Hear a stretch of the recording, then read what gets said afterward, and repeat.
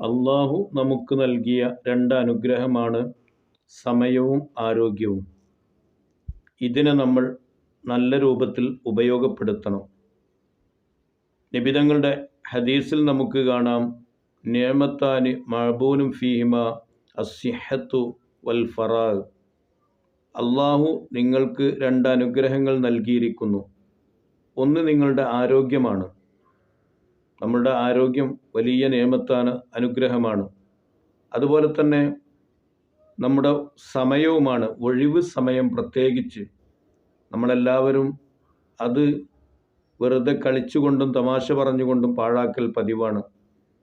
ആ ഒഴിവ് സമയത്തെയും കൂടെ നമ്മൾ പ്രയോജനപ്പെടുത്തി നമുക്കും സമൂഹത്തിനും വേണ്ടി അതിനെ ഉപയോഗപ്പെടുത്തണം. ചുരുക്കി പറഞ്ഞാൽ നമ്മുടെ ആരോഗ്യവും സമയവും നാം നല്ല രൂപത്തിൽ ഉപയോഗപ്പെടുത്തുക.